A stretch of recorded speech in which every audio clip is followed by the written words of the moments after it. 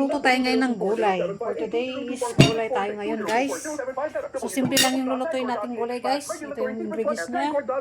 Malunggay, papaya, saka kalabasa, talong. At ito, yung sibuyas, bawang, saka luya. With sardines. Ito lang, guys. Ayun, start na natin lutuin, guys. So, let's start. Wait lang, guys. Ready ko na. Set up ko. Ito yung lulutuin natin ngayon. Kita nyo naman, yung gulay, yan lang yun. Kalabasa, papaya, talong, malunggay. At ito yung panggisa ko. Saka ito yung sardinas. So, i-prepare natin, guys. Lulutuin na natin yan. Let's start cooking. Let's go, guys. Ayan na, guys. Painitan na natin yung mantika. Igigisa na natin yung guys. So, nilagay ko na yung mantika. Pag mainit na, ilagay na natin yung luya. So, ito yung luya. Sibuyas, saka pag nagluluto ako, guys, mas feel ko magluto na nauuna yung luya. Kasi yun yung nagpapabango at nagpapatanggal ng lansa at pampalasa. Kaya inuuna kang tapusin nyo lang po yung video na to, guys, hanggang matapos. Kung gusto kong interest puro karne. Kaya ngayon naman, guys, ipapakita ko yung gulay. So, ganyan, guys. Pag medyo brown na yung luya, so bawang, guys. Ito yung bawang. Init-init pa, guys. Kung bago lang po kayo sa channel ko, guys, tingnan lang, guys.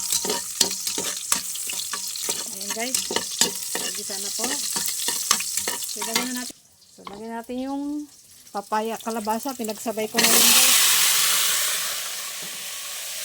So, di na yung pangsasaw ko yan, guys. So, bisa lang natin, mabango-bango na siya. Pero nauna yung bawang, bango-bango na, oh. Bisain na lang natin. Wala kasi akong bagoong isda, guys, kaya yan lang, asin lang lagay natin, saka konting pisin, konting asukal lang itong palasa natin. Huwag natin pagkaluto. Kasi may pampalasa naman, guys, na sardinas. Sardines. Yan yung halo natin na halisan natin. Sarap na yun, guys, oh. Ang sarap.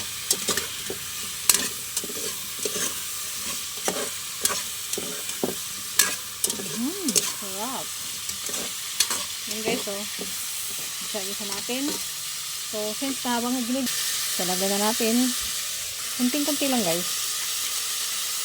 Ayan, malakas yung apoy. Ang papaya, anong konti. Mag-isa lang ng konti. Tignan natin isunod yung talong. Para sumabay na siya masalo. Tapos lagay natin yung sardinas.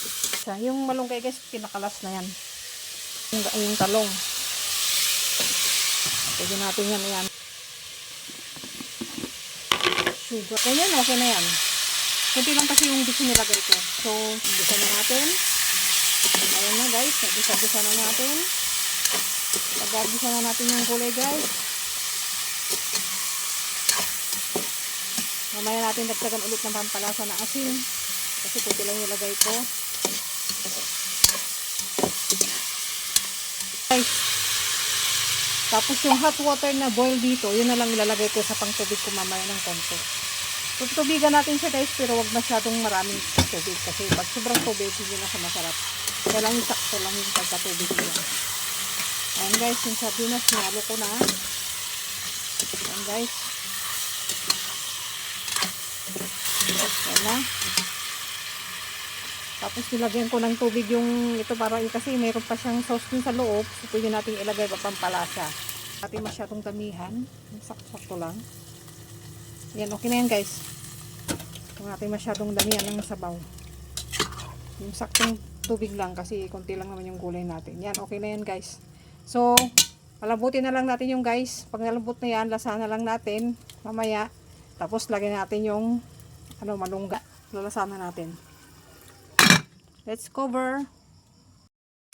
Habang inaantay kong kumulo yung gulay, relax muna tayo dito. Upo muna tayo dito sa sofa.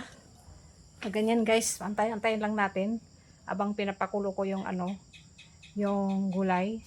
So, guys, kung bago lang po kayo sa channel ko, paki-like na lang po, paki-share, follow, and subscribe na rin po para makagawa po tayo ng marami pang videos na pwede ko pong ibabahagi sa inyo. Hindi naman po ako talaga yung chef or cook dito. At least yung mga idea ko lang kung paano yung magluto lang. Hindi lang pagluluto, marami pa tayong pwedeng gawin. Pwede tayong mag-travel or anything, kung ano pa yung pwede kong i-share dito sa aking channel. So, bago lang po ako dito. Sa mga bago po na nag-subscribe, thank you po.